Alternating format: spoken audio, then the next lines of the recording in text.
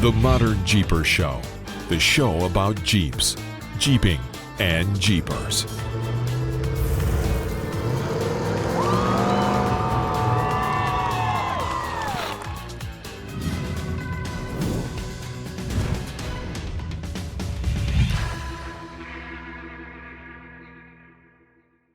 Well, hey, Modern Jeepers, it's another episode of the ModernJeeper Show with me, Matson from Metalcloak, and Mr. Modern Jeeper Corey Osborne. Hey, buddy. Hey, buddy. Hey, you may recognize these other faces. We got Phillip Thorpe. How you doing, man? What's going on? What's going on? Merry Christmas. Merry Christmas. Merry Christmas. And new to the pod is Curtis. Curtis McMillan. How you doing, man? I'm doing good. How you guys doing? Good. Curtis, Merry Christmas from wild, wonderful West Virginia. Yeah. Curtis has been a big part of Modern Jeeper this year. You might have seen him out at some of the events. But hey, this is our Christmas show. Merry Christmas, everybody. Merry Christmas. And where's Jessie?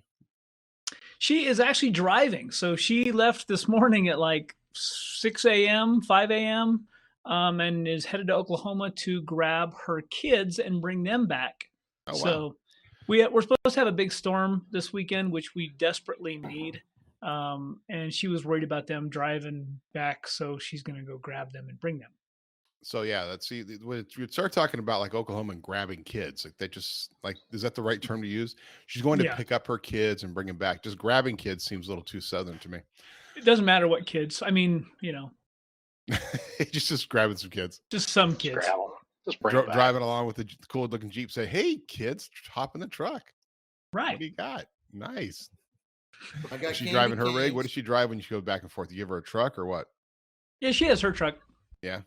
She still has her truck. That's cool. What year is her truck? It's a 16. No, it's a 18. Oh, wow. So hers is newer than yours. About time we need to get you a new truck, huh? Yeah, we had that conversation. It's got some miles on it though. But you know what? We've had really good luck with that truck. It's a 16. It's got 172,000 miles on it, and it still runs like the day it came off the lot. So. Well, that's good. That's because you take care of stuff. If I was driving every day, it wouldn't run that way anymore. I don't take care of stuff. Yeah, it's and you think about it, 170,000 miles of pulling the CTI trailer. I mean, it very rarely, every once in a while, it'll make a trip, like when we went out to Sacramento without the trailer. But most often, it's pulling 10,000 pounds. That you'd think that's a pretty tough life on that truck, but it's done really well. Wow. Well, Phillip, what have you been up to, man? Man, not much. Honestly, just working and spending time with the family over the last couple months. So, wow, hasn't been a whole lot of anything going. I don't think I've really done any hardcore wheeling since Memorial Day weekend. Wow, that's tough for you, man. Yeah. The summer was super busy on my end, so I just didn't have time. And when I got home from traveling 5 or 6 days a week, I didn't want to do anything. So. AOP was the last time I was out. It's a great time, but just hadn't had time to do much of anything else. Wow. Well, you're looking good. Appreciate it. Yeah, lose a little weight there. A little bit. Lost about 38 pounds since the beginning of the year. Wow. That's what awesome. Are you doing? What's your secret? It's easy. You just don't eat. I'm not kidding. I ate a very small breakfast. If I eat a big lunch, I don't eat for the rest of the day. If I do eat a lunch, it's small, and then something small for an early dinner.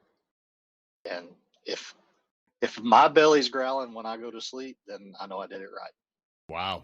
It's worked. I just went to the doctor this past week just for vital checkups and everything. My cholesterol's way down. It's in the normal range. In fact, of all things, my sodium's a little low. So cutting salt back and everything else has helped out tremendously. Wow. Awesome. Well, that's cool, man. That's keep awesome. trucking. That's it. That's. I mean, like I said, that's what I got to do.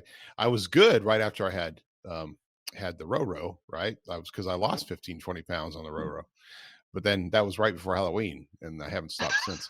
But I have an insatiable appetite. And I've talked about this before, but I have an insatiable appetite right now. I don't know what it is, but since the row, and nothing satisfies. Like if I eat and I eat and I eat, and nothing is satisfying. And So I don't you're know. always hungry? Yeah, I'm always hungry. So I'm having to look into what to the point where I know that my body is going, stop eating, but I'm still mentally hungry. So I actually want to do a little more research and see whether or not that was something that was associated at all with with Roro or with ivermectin or with Z-Packs or any of that kind of stuff that we did to get through it. But I don't know. It's a weird thing. Like I'm constantly wanting to eat, and then I'm getting bad indigestion and all this other fun stuff that just but it's just this constant mental desire that nothing is quite satisfying, and I've never been that way before. Like I always know what I want and eat it, and then I'm satisfied. Have you tried to eat a Snickers bar? Yes, actually, I have quite a few of them. Of course, they were all the small ones out of my kids' Halloween candy bags, but the fun size. The fun size. I wasn't having much fun with those. That's the problem. They're too small. You need bigger ones. That's right. Because it really satisfies. Size, because size matters. You're just not yourself until you have one. Yeah. So I'll need to stop being a whiny bitch, huh? Is that what we're trying to say? Exactly. Curtis, how you doing, buddy? I'm doing good. How you guys doing? Nice, not too bad. So what's your Christmas plans? Unfortunately, after I got back from out west, my father's health got pretty poor, and he actually passed away weekend before last. Oh, sorry to hear that. I've been running back and forth to Daytona. I'm going to have to do that again next weekend as well. But other than that, I mean, it's good. My daughter's well. Mika's kids are well, so we're all good, and I'm good with it. My dad was an amazing fabricator. I love to build stuff. He couldn't do that stuff anymore. So I'm good with it. I'm very comfortable with what happened. So he lived in Daytona? My dad lives in Daytona. I live in Beckley, West Virginia. Right, but he lived in Daytona. So correct. Yeah, so correct. How long was he in Daytona? He's been down there since the early 80s. Oh, wow. Yeah. Wow. About, it's gotta be interesting. Daytona's right an interesting Speedway place. Boulevard. Because everywhere I know, everybody I know that has been to Daytona, I didn't know anybody who lived in Daytona. It's almost like you go through and it pops up for the event and then it disappears. Sure. Right? Yeah. Yep. He is about 3 miles past the Speedway, right off Speedway Boulevard. Huh. Wow. Yeah. I was just talking to somebody the other day about pizza in Daytona and how hard it was to find. We found a great place, but it's to the, I guess it'd be to the north, into some of the real inner city community up there. Right. Some of the smaller houses and there was this little place and I don't remember the name of it. It was like two houses stuck together and it's a little split level corner place. And it was the best pizza I've ever found. And I never made it back over there because most of the time when I've come out there, Corey's my drive. I don't have a car anymore. So, I couldn't just take off at 2:00 in the morning and go, I'm hungry. I want to get me a Subway sandwich. You can just do that and get beat. Sorry, that was political commentary. So that's awesome. Well, I'm glad he had a great life out there. He did. He lived it wide open. He got every minute out of it. Nice. Absolutely. Nice. Yeah. So guys, Christmas show, man. This is funny. Although it's all four guys, I feel like we're missing. We need to have. I keep having the vision of the elf in the little white dress. Oh, right. Yeah, we need some kind of I don't know, some kind of different there's a different Christmas presence. Spirit or something. Christmas spirit. Yeah, exactly. Or Christmas angel. Right. Well, I'm trying to provide a little Christmas spirit. There you go. And I just stole these off the tree in our lobby. in front of the engineering team in the boardroom doing doing their Wednesday meeting to go over stuff. So I do have my hat, but it's too tight and it gives me a headache. So looks good though. It does look good. Yeah. No, a little Christmas spirit between that and that whatever that Christmas red spirit. and white thing is behind you. That's Jessie Combs' one of her handkerchiefs. Oh wow, that's cool. So Yeah, it's stuff you can buy to support her foundation. Yes. Nice. And what's the website for the foundation? That'd be the Jessie Combs Foundation. Oh, there you go. So people can buy stuff and support her foundation. That's very nice. Let's see here if we can get this on there. Can you read that okay? A little bit, but everybody can see the logo. It's hard to read, but that's awesome. How's that foundation doing? What have they done this year? Do you know? I don't know. What, you're not here to represent talk about the foundation? They I know that at SEMA it was really cool. One of her tattoo gals was there, and all the money generated from her her her event, basically, which was down at the Harley Davidson dealership before SEMA started. Um, in fact, Jesse, my Jesse actually got a tattoo and from her artist while she was there. They were super busy, and I think they Wow. raised quite a bit of money for the foundation. So, and it was good. It was a good group of people that, we had supported her and knew her and were friends of hers, and got to gather and have a drink and reminisce and tell stories. And yeah, it was cool. That's awesome. That's awesome. Speaking about tattoos, you recently posted something about like the idea of because you have the King Shock, right?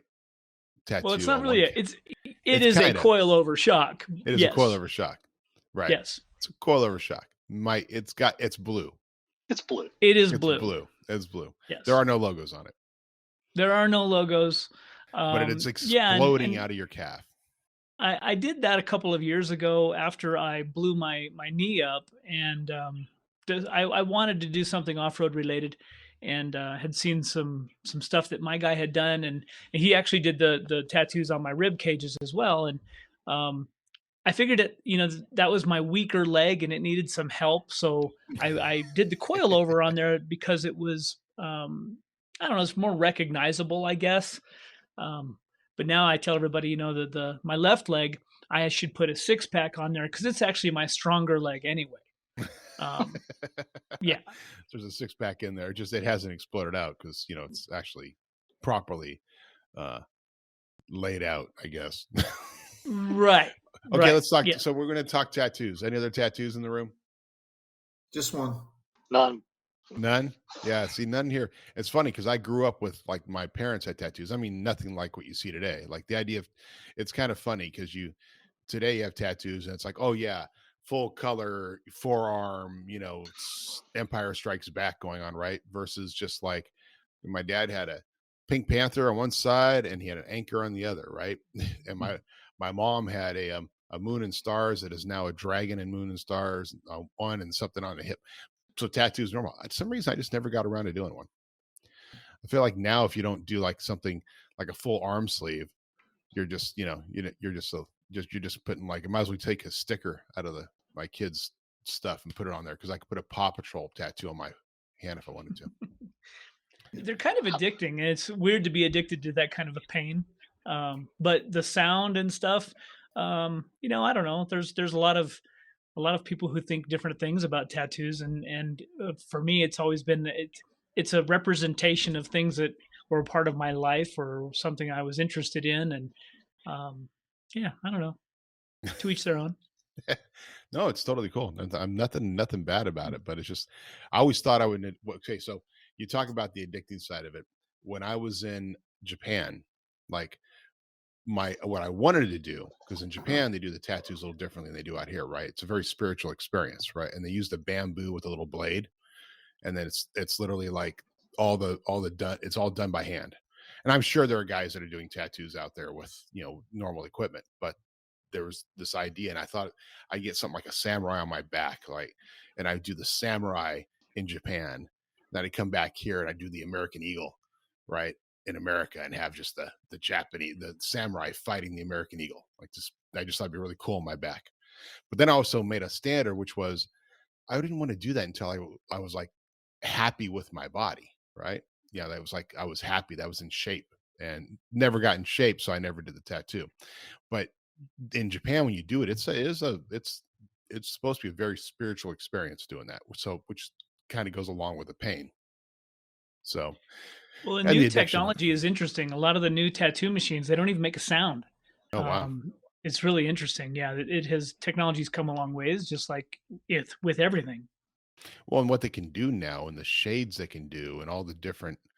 Well, my question is like for something like that, like, okay, so you have a tattoo. I know what my dad's tattoo of his basic one that he, looks like his Pink Panther looks like after 50 years. What is it for these sleeves and these other tattoos and these other, when you have these full color dynamic tattoos, is it something after 10 years you need to get touched up? I mean, what are they going to look like in 10, 20, 30 years? I don't know. We have to wait 10, 20, 30 years. Well, if you have another 10, 20, 30 years, it's okay. I think you should, if you don't want to get a tattoo, maybe you should get branded. Branded? Oh, Yeah. yeah. No, what I should like go join. What is it? The clampers, get it branded by the clampers. So I have a buddy who's a clamper. He's actually he is about as redneck as you're going to get for a guy who was like born in the city. And he's black, and he's a black clamper, which everybody thinks is kind of funny because clampers tend to be like us, like a bunch of white guys sitting out in the forest someplace, talking guns. And that's just tends to be like, and now I know a few guys that are clampers. And there's Dusty Sharp. He's a clamper. And then a few other, we actually some customers too. So it's kind of funny me saying that, but it is kind of funny with the vision of what clampers are. And that's what he does. Like they get out there and they just go out and it's a bunch of guys hanging out, doing their thing. It's a great time, right? But it's total redneck. And there's nothing wrong with that. Phillip, you should be a clamper. No, I'm good. Dude, with what you got. Yeah, it's like any group. What is the phrase? Any group that would have me as a member is the group that I probably don't want to be a part of. Yeah. You're right. Very, very good example. Right. So what have you guys been, what's amazing things about this year that you've done, Phillip? I mean, obviously you haven't done much wheeling, but what else? I mean, most amazing thing I did all year was the Death Valley trip earlier in the year. Yeah. 2 weeks out there really changed my perspective on most things in life. I mean, Well, that's great. cut out a lot of different things. You got 2 weeks in the spring, and then Curtis got 2 weeks in the fall. Yeah, it's God dang. I can't wait to go back. Cannot wait. So hopefully sooner than later, but I don't know. Are we doing a falls trip in next year, Corey? You betcha. So Phillip, you need to plan out for the fall. There you go. That's your plan. Put it on your calendar now, buddy. Yeah, I already told Corey I'm in for Colorado next year. I want to do Colorado. It's going to be my next trip. Nice. That's awesome. That fuel price is getting much higher. You're going to have to come out here and do a trip. Yeah, You're right. God bless. I'll tell you all about it. I say like, how can they get any higher? But they could get higher. That's great. And I heard on the news this morning that they're going to start getting, or they have started to get lower. And I'm thinking, a nickel, when you're talking about a $5 gallon of gas, a nickel isn't going to cut it. Right. Like, Ridiculous. I was blown away going out to Sacramento and coming back. Even with the Dodge, I was getting about 21 miles per gallon out there, which was amazing. And I forget it's because I'm not pulling in the trailer. But to go put 27, 28 gallons of fuel in and it's $120, that's crazy. Right. I mean, you're actually, spending more. I actually spent more money on. I'm gonna look something up here real quick because I'm trying to stumble over my words. So, AAA gas prices averages right now. Yeah, 3 to 4 here in California. Of course, you guys all get the sticker shock when you show up in California because half of that is just taxes. Average price is $4.60. I wanted to see what the history was for the average state.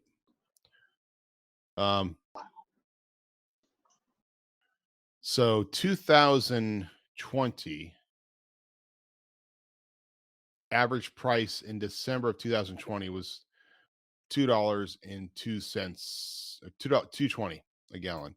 Average price in January $2.40, then $2.50, then $2.80, then $2.90, and then $3, and then $3.10, then $3.20, then $3.25 each month leading up to now. Average price is $3.40. So we kind of forget that even in the mid of COVID, we were paying on average $2.20 a gallon in 2020. And then prices have just significantly continued to increase. They go up, and where can it go? I mean, there are some places out here where it's $5, $6, $7 a gallon. Oh yeah. It's it's insane. It's just insane. I mean, I like that. It's insane. It's insane. It's definitely insane. It's interesting, and this is a good segue into. I just got an email from our friends at Motor Trend, and they're talking about, and we actually saw one when we were out doing some pre-running of kind of looking at what Death Valley could look like for us in the spring. And there were some photographers, and the new Rivian truck was out playing around in some sand. And I didn't really know a lot about the Rivian. you know, we always focus more on Jeep and their technologies and what's coming, the 4xe and all that kind of stuff. And I got an email from Motor Trend, and it was just an interesting perspective, I guess. And their senior editor, I'll read you one little paragraph or sentence from their review. Their senior editor, Aaron Gold, said that the R1T is annoyingly good. It's annoying because it's so good, no one's going to believe us when we say it's good. It's just going to hurt our credibility. Kind of interesting. And, you know, for the folks that don't know about the Rivian truck, because we haven't really touched base or talked about it versus all the other electric options out there, this truck has a motor at each wheel. Oh, and by the way, it's 850 horsepower. It'll tow 11,000 pounds, and it's pure electric, and it'll run all day long. We keep talking about vehicles that are going to go 20, 30 miles, and it's a hybrid, and we can't do much with it and all that. You know, there's other manufacturers out there figuring these issues out and have done so very quietly. And they're not a big manufacturer, and they don't want to play that big manufacturer game. But I think that, I don't know, I think eventually we're going to evolve this technology. Jeep today released their 2022 list of what changes they're making to the 2022 Gladiators and Wranglers. I don't know. I can see eventually our worlds colliding and these technologies are going to come into play. Jeep for next year, 488 gears from the factory. Oh, wow. That's huge. That's huge. Wow. Absolutely. With 35s or 33s or 30. The Wrangler Rubicon is going to have 35s, but 488s in a manual, it's going to give you a 100-to-1 crawl ratio. That's awesome. Yeah. Well, we're talking about the Rivian, and the crazy thing about the Rivian is its valuation. You know, I think it's sitting at about an $85 billion valuation for a company that's hardly sold anything. Right. Its market cap $85.48 billion for a company that's hardly sold anything. Usually that's a red flag. Usually when a company is out capitalized that much and it has that much money and it's barely sold any products, that's a red flag. But it sounds like the Rivian truck, the R1T, is like it's pretty legit. It sure sounds like it. I mean, I've read a couple of different reviews now since I got this. The Motor Trend article is pretty thorough. I mean, it's. You know, you are a modern Jeeper. How come you haven't reached out as for media to get your own test drive? Right. Yeah, I mean it's an airbag suspension little truck. This truck is not a big truck, yet it handles like it's a 3/4 ton truck, a full size. Wow. Yeah, airbag suspension, crosslink, hydraulic anti-roll. Like it's got a lot of technologies and whatnot built into it. But I don't know. I mean, you can literally air it down to get in it, and then 6.5 inches of airbag lift to go rock crawling. Oh wow. That's interesting. So has it been on the Rubicon yet? Yeah, I don't know. I mean, they talk about while it's not built to it's not built for going off road, yet it can. It's not built to be a sports car, yet it can be. They say it's the fastest truck they've ever tested. I mean, 850 horsepower of all electric motors. Yeah, I'm guessing it would be pretty quick. I only want it because I want to be able to put the stove system into that hole through the back. Yeah, right. So that just pull it out, have your old overlanding stove system. So here's your goal. You got to let them know that sometime we're going to be doing an overlanding trip in Death Valley, and Phillip would be happy to test drive the Rivian in Death Valley. There you go. It'll never be the same. If that happens, I will come and join in. I'll be Phillip's biatch. Come on. You got yourself a co-dog. Yeah. Yeah. Nice. All right, but co-dog does all the cooking. For them cold nights. Co-dog does all the cooking. That's all right. I can do that. Nice. So, Curtis, what about you? What's your greatest joy of 20. It was 21. really good for me to get invited out to the Death Valley trip. When I bought my diesel, I really didn't know what the vision was for it. When I had the 2.0, the Mojito Jeep, everything around here is mud. I knew it was going to be a mud Jeep, a trail Jeep. It's what it was.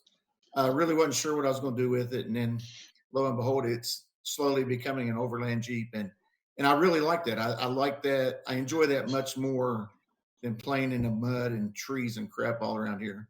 I really had a good time. That's something I would really enjoy getting a lot more into. And I have to learn a lot more about it because I don't know that much about it. So, I had the one tent that obviously was a parachute that's gone as soon as I got home. So now I'm researching tents and I'm kind of deciding on what I want to do tent wise and that type of stuff, and then move forward from there. Cool. Yeah.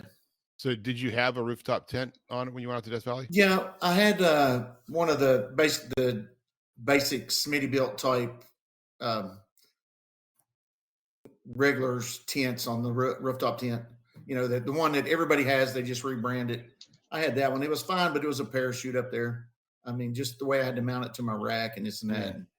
So I really want something a lot smaller. I'm really leaning toward a clamshell. I think would just work better for what I'm wanting to do. So I've been looking at those, researching them, and huge difference in them all. Same, and like I said, and I'm anal about crap, so I'll research it forever before I buy something. So, yeah, well, that's kind of the vision I have. Yeah. Well, that's good. That's good. Do the research, get the right product. Correct. We have the iCampers on our rigs. We have both the small for basic and the big, the longer one for like on top of the JL, but then the short little stubby ones on the back of my JT. And that's the one I was leaning toward was the, what they call it, the Mini. That's the one I was leaning toward that I saw at SEMA that I really liked. But like I said, once I got back and looking at them, I really think that the clamshell will work better for what I'm wanting to do. Yeah. What about you, Corey? What's the one that you have on your rig? So I'm running a Go Mammoth, their Bison tent. And,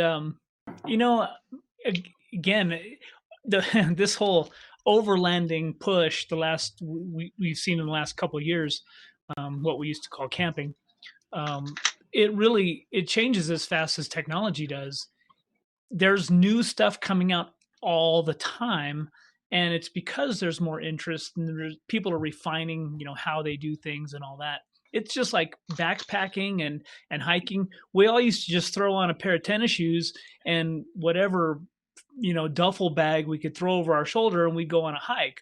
Well, now you have to have a $400 backpack and titanium spoons in order to go out and enjoy it, which is just not the case. We all know that we could go out and have fun doing whatever we want. So I guess my point is that we've all taken some aspects of everybody's products and we've made it our own. The Go Mammoth tent, which I love, it's fairly simple. It's fairly inexpensive. I mean, again, when you get into the realm of $3,000, $4,000, $5,000 rooftop tents, the reality of it is you still got to climb up on top of your Jeep, all of them.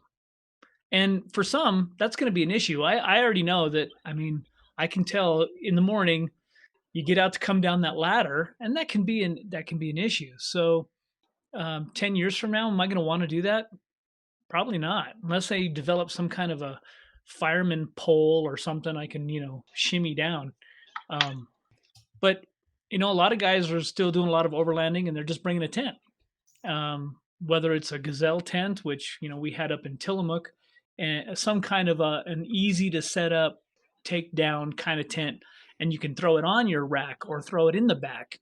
Those are just as important, but there is something to be said for not sleeping on the ground too. So a rooftop tent, now you're up off the ground, so you're not going to get attacked by a bear or something, or if you do, you can at least look out the window at it or something. We've made changes to the Go Mammoth. It has a very dense 1.5 inch thick pad to sleep on inside, and for some people that's great, and they don't complain about it. We actually put a mattress in ours called Cuomo Top, and it's a self-inflating. It's about 4 inches thick, but it'll flatten enough that we can still fold everything up. Oh, nice. Yeah, there's pros and cons to every single one of them. Some of these you can leave your sleeping bag and your pillows in them and fold them up. Others, all of that stuff has to come out. When you're base camping, that's fine to you set everything up and you can leave it like that. But when you're going every day and changing, it kind of becomes a pain to put everything back away, fold the tent up, and then reset everything back up. So then, I always think it's funny. It's because we're out there racing to go, well, I can set mine up in a minute and a half. Oh, okay. Mine takes 20. Was there some kind of an event that I missed and we get like little stars if we can do it faster? I don't know. Yeah, it's called being a man. Right. Isn't the guy thing? We're supposed to just sleep on the ground in a sleeping bag. We don't need anything else. I think the biggest issue with a mine sleeping was, bag, you wimp. Yeah, I think the biggest issue with mine was you had to literally climb up on top of the Jeep and tuck that thing in on all four sides to zip it up and all. And that's just absolutely not. And the Velcro edges just wreck your fingers trying to split it off and get the cover on them. So I'm gonna get in that race with you. I think I saw one set open up in like 30 seconds. So I still like I said, I mentioned I've got my my camp right, and you guys, for all of our listeners, the episode, I don't have the number here in front of me, but with Mike Upchurch of Adventure Rack Systems, and he was over at Camp Right before he came over to join us. And the Camp Right, tell you what, the Camp Right little tent, pop it up, 90 seconds, it's out. It slips right in the back and the bottom of the Jeep. And I just ended up using my rack for other things like tubs and things that I didn't really care about. Because I've said it before, I'm not the guy who probably should be climbing up and down the stairs or the ladder to go. And there are the times you want to get out in the middle of the night, and just stumbling down a ladder from up top is not a good idea.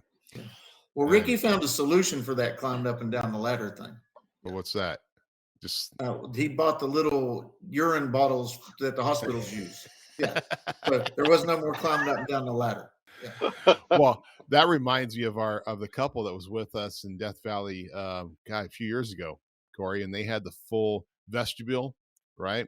So, and not only did they have the tent going and the vestibule, but they had a heater in the vestibule with a little porta potty in there, so that when the wife needed to get up in the middle of the night, she would get up and just walk down into the heated vestibule, the heated area, with a nice little porta potty there. It was great. They were fully set. That's home conditions there. I still my the Camp Right, that tent is it's been tried and tested, and when I was out there in the LJ and by myself, it is the perfect setup because literally you can set it up in a minute, and it's all self-contained. You've already got your basically your rain fly is attached. It's a cot with a tent on top. But all of a sudden, when you have two people with you, it changes the dynamics quite a bit. Yeah. Well, what's it like in the wind? I mean, that's the thing about rooftop tents for me. You talk about it being up there, and it's one thing to be up off the cold ground, but you are now, especially in some of those with the clamshells, aren't you now like becoming just a windbreak? Well, what's nice about like the Go Mammoth, I can set the hard side towards the wind, and it's actually very nice. Whereas the soft side, like what Curtis had, the Smitty built style, when we were out there before, just the smallest bit of wind, if that fabric isn't tight and you think, I don't want it really tight, you actually do. Because if that fabric is loose, it just sits there and goes and just rattles all night long. Yeah, It'll make you crazy. It was loud as heck. Yeah. When the wind was blowing, it was crazy loud. Yeah. I ended up getting some duct tape and actually wrapping it around areas that were loose to quiet the old tent down. But again, and I get it, the Gerbaud tents and all of these expensive $4,000 and $5,000 and $6,000 tents, you get what you pay for too. But it's just hard for me to justify it because in my mind I have to think, how many nights do I have to sleep up there to actually make this worthwhile? Right. Now, if you just have an extra $5,000 laying around and you're interested in, spending a lot of time in your tent or not, if that's not a lot of money to you, then more power to you. I got $7 right laying around. Does that that's help? Fair. I'll donate it to the cause. Every little bit helps. Yeah. I sleep in an Ozark Trail. I don't know what y'all are talking about. I sleep on the ground with the squirrels. Squirrels with the squirrels. Squirrels keep you warm. Yeah. And fed. The premise of mine was where I was coming cross country, and I'd made the decision to go ahead and go all the way to Sacramento. Was if whenever I needed a break, I just stop and sleep in it. And that's kind of how my whole trip went. But I ended up sleeping in the Jeep. I never one time set it up in a rest area or anything like that. So but it served its purpose. I mean, I needed it for what I needed it for, and it was hate to see the Motel 6 go, but it was gone. Yeah. Well, and that's what's so funny about the majority of things we take with us, four-wheeling, not just overlanding, but in general. If something's going to be difficult to use or a pain to get out, we're just not going to do that. And it's not a matter of laziness. It's just there's this reward versus I don't know what it is. Like if I know I can get to my tools. They're probably at the deepest back part of everything. If somebody else has something quicker, oh, a screwdriver? Yeah, here's your screwdriver. Oh, great. I don't need to get my tools out. When we need to get that stuff out, it's good to have. But 9 times out of 10, to set up a tent, sometimes it's kind of like, I'll just sleep in the Jeep. Yeah. Well, and that was, it was by the time you do that, my thing was to drive. I had a goal to drive, like 800 miles a day. That was my goal when I set out. Well, when you pull over when you're tired, you don't feel like taking that tent up. You just want to sleep. It's like, it may take 10 minutes, but I just really want to put this over my head and go to sleep. So, yeah, I mean, it was good in theory. Yeah. It reminds me of years ago. Remember when we used to fax things? What? Yeah. So here's my point is what have we done?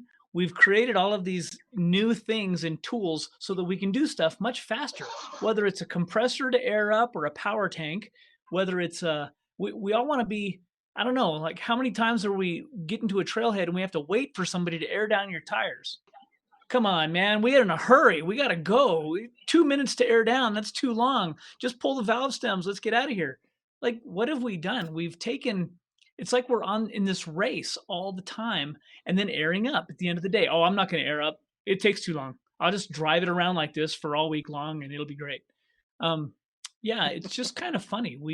We're in such a hurry to do something. I don't know what it is to hurry up and get to the trail. You have to get somewhere as fast as you can so you can sit around and talk about how fast you got there. Right. Yeah. Right. Right. Well, that is the thing. And all of us, we enjoy life. We like to get out and do it. But I agree. When I first started into this industry, we'd go out, and I've talked before about carrying my backpack. Literally, I remember going to an event where Aaron and I were at the event in his TJ. Okay, what are we going to do for camping? What are we going to do? What do they have set up? Okay, I pull out my backpack. I set up my tent, right, up on the slab, full on, same little backpacking. That was my REI tent at the time. Get all set up with my air mattress and everything we normally do backpacking. And I get out there and enjoy it. Aaron kicks back and he decides to just wrap himself up in blankets and sleep on the driver's seat of the TJ. That's all he needed, right? Just get through the night. Right. So sometimes sleep is just sleep. Sometimes it's really cool to have something fully set up. But that's all I was so used to doing that from backpacking so much that it was easy for me to set up. Now I'm kind of lazy. I don't want to pull out that and set up all the little tent just for one night. Right. I want to make it easier. I want to make it simpler. I want to spend less time. I want to spend more time around the campfire talking to my friends, less time preparing food, less time doing that. Right. Even on overlanding, I know when I was the last time I did Death Valley with you guys, I'm over there cooking and doing all my cooking and stuff, but I'm over here, the campfire and all the people are over there. I was trying to get through done as fast as possible so I can get over there and join the community and sit around and talk, and listening to conversations going, what are they talking about? I want to be a part of that conversation, right? So you want to be part of the community, not just on your own trying to make some food or trying to set things up. FOMO.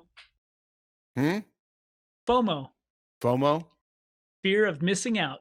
Yes. There you go. Yes, that's me. I'm the fear of missing out guy. And you know what? I get it because we all there, but then there's the foodie side of folks who that's what they enjoy and they want to get out all their stuff and they want to cook a big meal. And you know, I've kind of felt both sides of it. It's good to have a nice meal that's creative and got great tastes, and it's amazing to do that out in the dirt. Otherwise, you know, you can pour a cup of boiling water in a bag and you have a backpacker meal. And the ones that I've had are amazing. Like we go, what are we doing out here with all this other gear when all I really need is a boiling hot cup of water? Right. Well, you know, there is the meat and water diet. Guy Jordan Peterson I follow, he's the only thing he does is like all he does is eat meat and drink water. That's it. Sounds great. Apparently it's supposed to improve like things like diabetes and all this other stuff. Wonderful things. Hey, so I thought we'd get a little Christmassy, and I went and dug into the archive because back in 2014, I sent out an email around Christmas time, and it included a poem. It was "'Twas the Night Before Christmas," Jeep edition, and it says, "'Twas the night before Christmas, and all through the trails, a bunch of rigs were stranded, their progress like snails. They had no shovels, no rope, and no winch, no CB, no radio to get out of their pinch. When out from the mud pit there arose such a clatter, all the wheelers came running to see what's the matter. I saw some poor Toyota all covered in crud. He had blown his motor trying to get free of the mud. As he stood there, I noticed a glowing red face, and I knew in an instant he wanted out of this place. I glanced at his roof. It was all I could see. He pleaded for help from my winch and from me. So I sprang to the front of my trusty old Joy, spooled out my winch cable, said, 'Hook her up, boy.' He went for a swim in the deep muddy hole. I tried not to laugh because he looked like a troll. He hooked up the cable to his buried front hook. I put a coat on the line saying it looks like the book, or like it says in the book. I winched him out quickly, a very fast session, and almost charged him a C note to teach him a lesson. I cruised my Jeep through the mud to the shore. No problem for me because I had a real 4x4. I wound down my window as I drove out of sight and cheerfully yelled, 'Merry Christmas, my friend. It's a Jeepers night.'" Nice. Very nice. A little bit of fun for our Toyota brethren. And I can say that That's now. That's such a good story. Yes. There's a few other Jeeper versions out there. One I found on Wrangler Forum. So 'twas the night before, I won't do the whole thing on this one, but 'twas the night before Christmas, and out in the garage, there wasn't a trace of a Honda, Toyota, or Dodge. The presents were wrapped and the lights were all lit. So I figured I'd mess with my Jeep Rubicon for a bit. Then he gets into that. So a lot of Jeepers versions, but it is Christmas time, and it is Christmas for everybody, including our Toyota friends. It is okay for them. And we have to say that. I can say it now. I won't be able to say it next year because next year we will be selling Toyota arms. So we're already selling Toyota racks. So and of course we have our Bronco, which Corey was part of the process to retrieve the Bronco last week. And so which looks really good. I mean, I got to say, out of the box, that Badlands edition looks really good. I was sitting there on 35s ready to go. So we got that. We got all kinds of stuff happening next year, but I figured we'd do a little bit of Christmas fun. What's your Christmas plans? What are you doing, Phillip? What are you what's over the next week for you? I'm actually in Arkansas now visiting with my family. We're doing Christmas today, believe it or not, here in about 2 hours. Oh, nice. And then I head back to Knoxville tomorrow and get ready to celebrate Christmas with my girlfriend and her kids. So it's going to be a great time. It'll be nice to be home in Knoxville for Christmas instead of somewhere else. So really looking forward to it. So I just learned that if you're in Knoxville, you're 3 hours ahead of California. But if you're just east of Knoxville, just west of Knoxville, it's like 2 hours ahead. Yeah. I mean, it's not 40 minutes from Knoxville and you're in Central Time Zone. So you could be working in Knoxville, but you have to cross the date line to get back and forth. Yeah, when I was a sales rep, I had customers in Central Time, and we were always missing each other. I mean, 1 hour causes chaos all the time. That sounds crazy. How crazy that It's is. the same in Mesquite, Nevada, of course, just down the hill from St. George. A lot of people in St. George work in Mesquite. There's an hour difference between the two. You come down the canyon, it's an hour earlier. Wow. So it's because one of our engineers is actually he's going to become a remote engineer. He's actually moving to Tennessee, and he flies out on January 8th.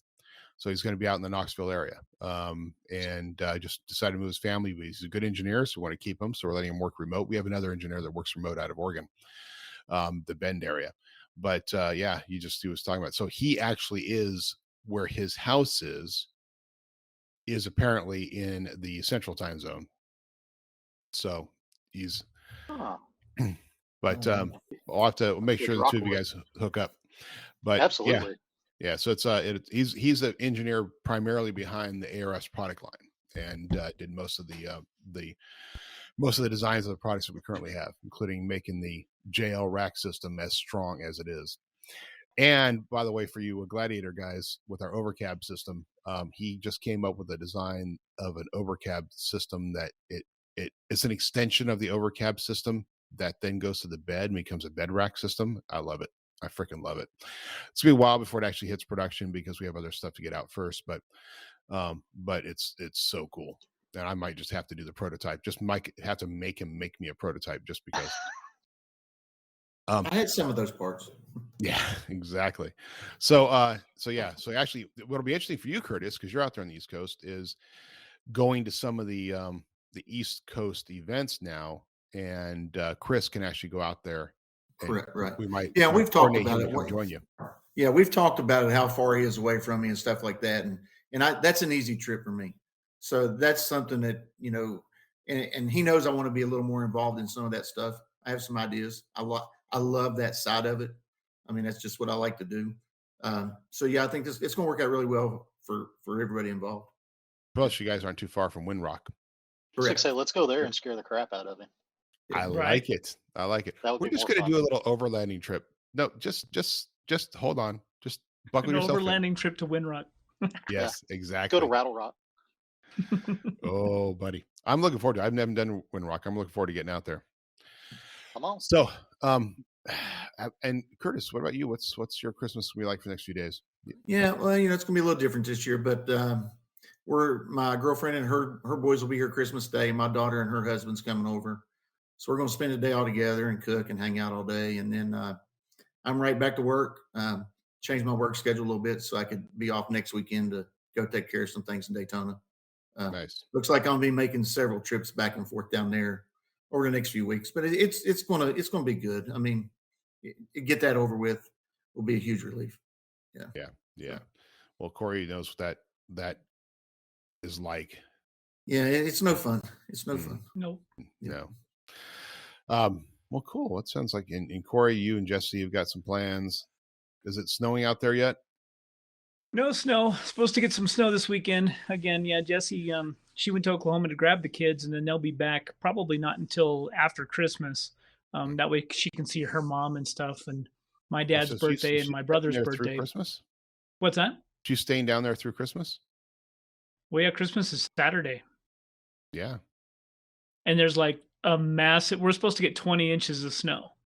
On what day? Friday and Saturday. Oh, wow. Yeah. Yeah. So no traveling in Colorado. This is just Saturday. Like we got, it's amazing. Like we're trying to figure out this time of the year for me is like figuring out what we did this year, how we did this year, and then what next year is like, right? And for us, for Modern Jeeper, for the events, Corey has been working on the events and on the website. By the way, for all of you who don't know, you can register right now at ModernJeeperAdventures.com for both the Moab trip and the Death Valley trips. Those two are live. And they go fast. So if you had any inkling whatsoever about wanting to do those, you better go register, get it done. But between that and then, but we also have a truncated schedule. So we're going to be, our team is working this week, and we generally give Christmas Eve off, but we decided not to this year. It's the 24th. It'll probably be a shortened day for them because we're giving them the entire week after off. So nice. They'll be gone from the entire week. We will have a limited schedule. I will have my guys, which is my sales team, will be running here between 8 to 2. So those 3-4 guys will be here from 8 to 2 on the phones. And then Monday through Thursday, New Year's Eve off. And then then we'll be back to normal after on the 3rd. But so if you need to get a hold of us, you need to have something, or if you have a problem or something, it didn't get shipped right, or there's any sort of issues, just give us a call between 8 to 2 Pacific time. And then for them, they all get a little bonus just for saying, hey, you worked hard. But everybody's been doing really good. It's been a good year for us. Good year for my family. We actually have a 4th child with us. We have a little girl who unfortunately came from some bad circumstances, and so she's a temporary foster placement. But she gets to be with us through Christmas. Awesome. And it was cool because the CPS dropped off some toys for her to get. So she gets like we have to wrap and everything, but she gets a little scooter and a little pink scooter and some unicorn stuff. So she's going to have a really good Christmas. And of course, the kids awesome. And everything. Yeah. Then she has to deal with the jealousy of being she is an only child in a house of a bunch of kids. So everybody's learning how to get along, which includes, apparently getting along includes hitting, stealing, taking, hiding, ridiculing. I mean, that's all part of getting along, right? Right. That sounds normal. Just like it gets worse as you get older. I mean, Philip's shaking his head like he doesn't agree. That sounds pretty about right. Yeah. So that's gonna be good for us. We get big household full of kids and dogs and cats and stuff. And oh my.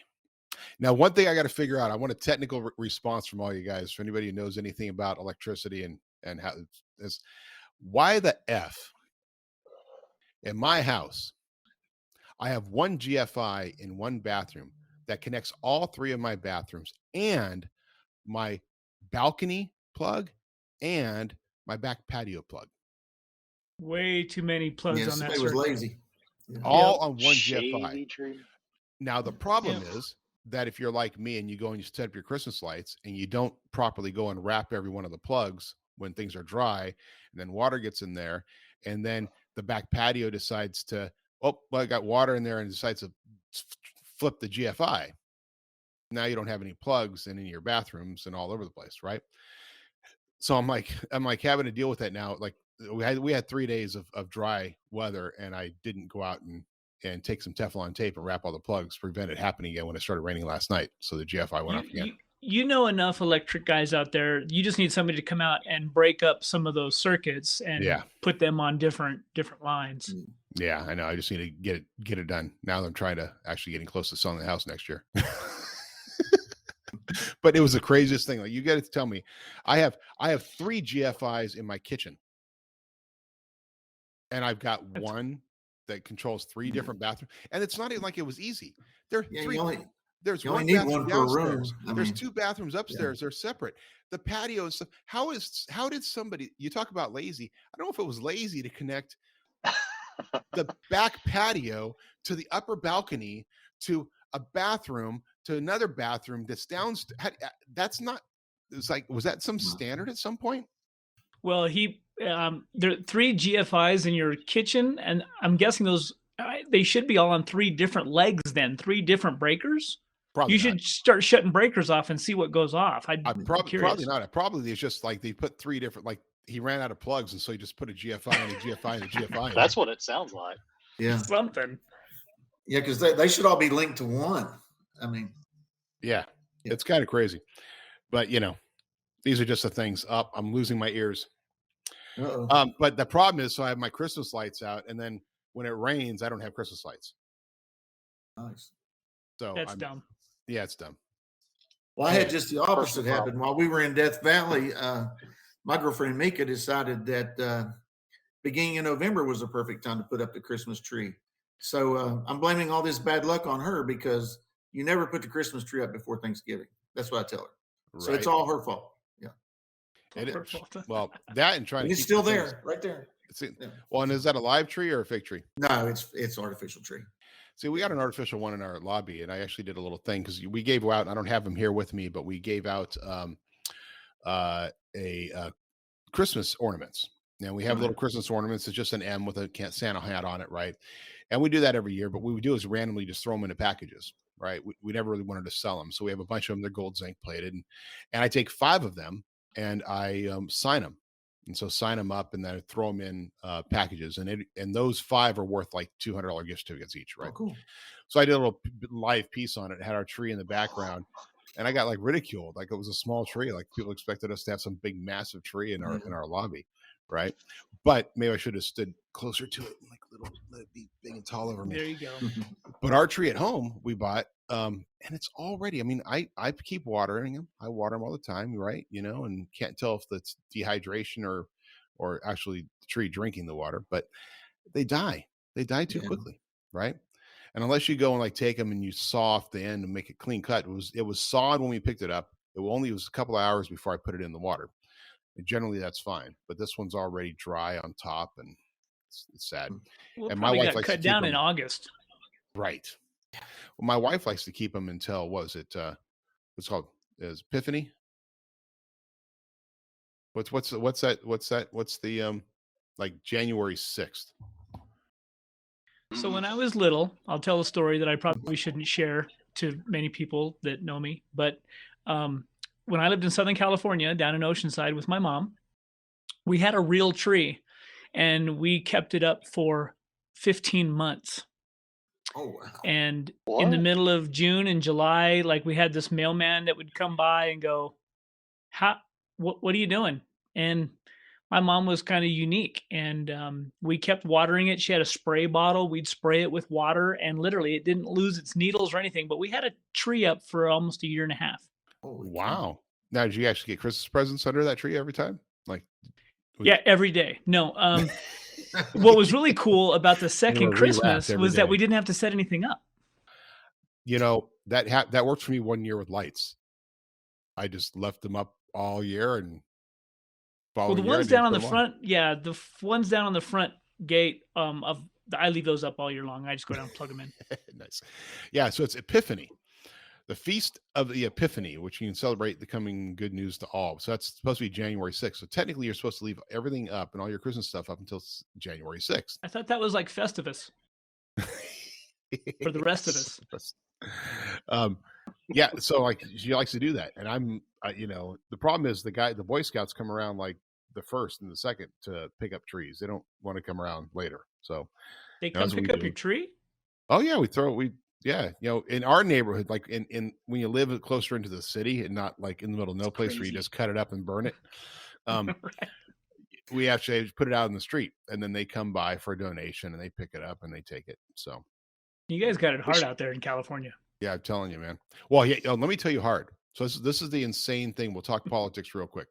This is the insanity that's going on right now. Sometime about 4 years ago, a bill was passed amongst the 3,000 bills that are trying to pass every year in California legislature, because we need 3,000 new laws a year. They passed this bill that basically said, we don't want you to include compostable waste in your garbage anymore. So food items shouldn't be in your garbage. Food items should be put into the green waste with the other stuff that is natural and okay. So you want me to throw a bunch of food in the green waste? Because my wife kind of went after me a little bit on this, because they reminded us, by the way, starting January 1st, you're supposed to take your food out of your garbage and put it into the green waste bin. So you want to put a bunch of food in the green waste bin where the ants and everything else will just come and take it. Oh, no. You can put those into compostable bags. Oh, so you're gonna buy compostable bags for us so we can just separate that out and put it in there? Who's going to pay for those bags? Well, no, you just have to do. Okay. So you put it in compostable bags.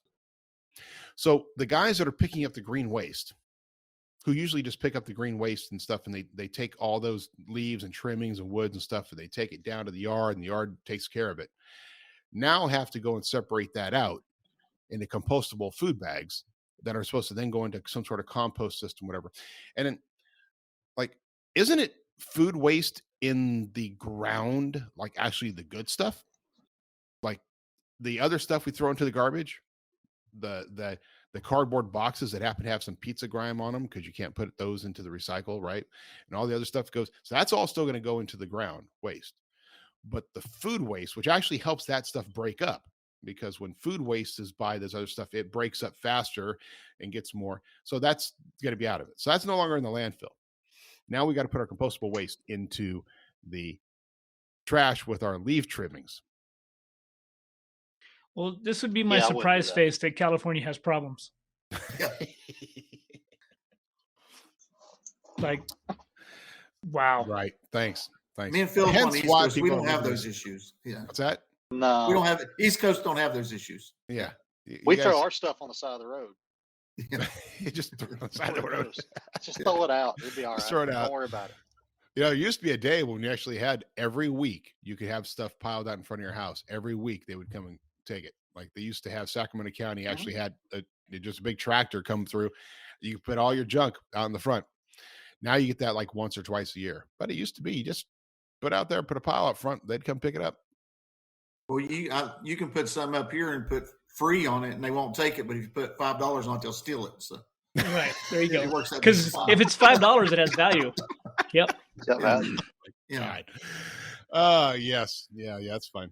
Or you can be like the store that put everything in the store for $951 because the California law says $950 or less. If it's less than $950, it's a misdemeanor. So theft. So if you everything in a store is $951 or more, and then you had a voucher, you got a coupon at checkout to bring it back down to $1.50 or whatever it was. But he put it all there, and that way to say, hey, don't become stealing my store. Yeah. Instead of Walgreens just closes down instead of getting clever like that. You guys have issues. We do have issues. You know one issue I don't have is that in about 10 minutes, Metalcloak's having another lunch. Like we had our Christmas party you were at last week, and then one of our vendors brings out Hank's Hickory Hanks, which is this amazing steak lunch. And it's just like steak lunch. Plus, if you're a vegetarian, they got these amazing portobello mushrooms that are grilled. So get that in about 10 minutes. I'll let you guys all know. I'm going to go eat a is. hot dog. There's nothing wrong with hot dogs. Yeah. No. I get to go to DMV. How's that for your appetite? Ooh. Enjoy it. No. Yeah. Got to take care of everything else beforehand. Yeah, I do want to give a shout out to our friends at Call Magazine. Yeah. I got mine. I spent some time yesterday with John on the phone, and there'll be an upcoming some more images from Modern Jeeper Adventures in Crawl Magazine. So make sure you're subscribing. Yeah, that was a nice little packet they sent out. Yeah. Let's see what those cost. If that's where my advertising dollars goes, huh? They're good people over there. They didn't really do much traveling this year, did they? He did a little bit. And he's planning on getting back out on the road again next year more. But yeah, he offered to do a little shout out for us and put some stuff in one of his issues about the adventures. And so, yeah, working on that now. I gotta show what we gave our employees for Christmas this year. So it was a lunch bag. It's a nice little lunch bag. Odio, I believe, is the brand. Yep, Odio right there. Lunch bag, Metalcloak. This. Also inside of there was a Meg light, red Meg light with Metalcloak on there. All hard to see there. Fancy on there. Cool Meg light. Oh, and then my favorite is this. You can see there. It's embossed. Metalcloak. It's your Jeep only better. Little leatherette parket and a really nice fleece blanket. There's actually double. It's a type with a we'll do a little sound. So those are going on sale? No, not this year. Right. In the past we have ordered like twice as many as we needed and put them online. This year we didn't. We just did it for. But it's got. You see there. It's got. I'm showing it to the microphone. For all those watching YouTube, I'm showing it to the microphone right now because it doesn't. But it's lined, so you can like use it on the beach or whatever. So you're just telling people basically how cool this stuff is, and sorry you can't have one. Yeah, basically telling people that what we do for our employees. If you wish you were here. But if there's enough interest, we might go live with those things. But sometimes those go well, but ultimately end up just being giveaways at things like Modern Jeeper Adventures, because you never know. You go on a Modern Jeeper Adventure, you never know what you might get. This is true. This is absolutely true. I love my canteen. All right, so we need to have to wrap this up by singing a song. Which are we going to sing? We have to do a Christmas Carol. Happy birthday.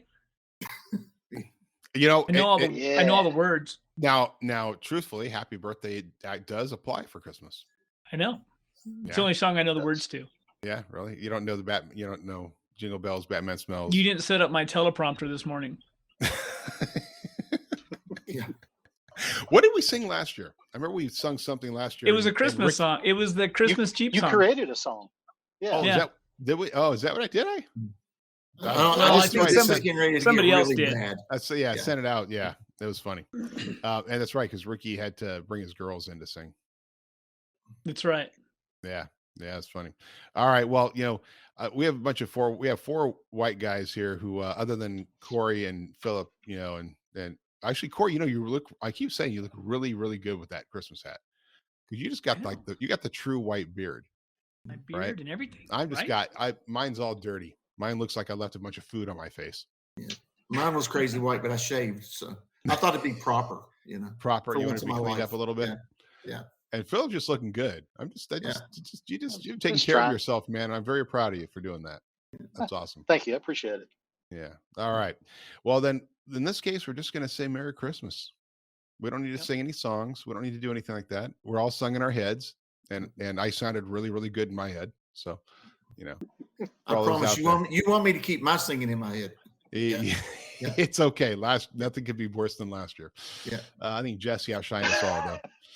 All right. So, hey, Merry Christmas to all the Modern Jeepers out there. We appreciate you spending this little hour with us, and for hope that next year. Now, our next episode, we may or may not take next week off, but our next episode, we're going to right after the first of the year, we will have our group episode, which is our preview of a wrap up for 2021. We're going to have our media representatives and some other friends. So kind of what we've done every year.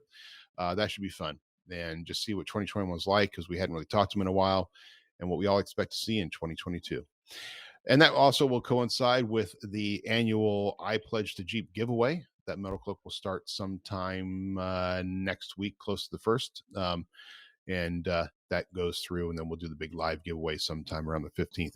Events are already starting to line up. I know we will be at Winter Fun Fest the weekend of the what is that, like the 15th, 16th, right there that weekend? Yeah, 14, yeah, 15. Yep. And we will follow up that with International Sportsman's Expo, which we've just expanded out our space. So we have an Adventure Rack Systems will have his own booth. So that's fun out here. And we're trying to line up a bunch of events heading into that. When you're doing Winter Jamboree, when's that? Yep. So Winter 4x4 Jamboree is that 14th, 15th in San Hollow. Okay. And then the following weekend, we have an open house with our friend Jonathan in Las Vegas. That's going to be on a Saturday, and I don't know the location yet. We're still working that out. So basically, we've got a couple of weeks to relax and get through life. And I say relax, but everybody knows Corey never relaxes. And for all of you guys out there and all the Modern Jeepers who are also not relaxing, just enjoying your Christmas, getting ready to wheel. And I hope you have some chance to do some snow wheeling. And get to go out and just join and have a great time. So for all of our friends out there, thank you. Merry Christmas, and we'll see you on the trails. Thanks, guys. Merry Christmas. Merry Christmas.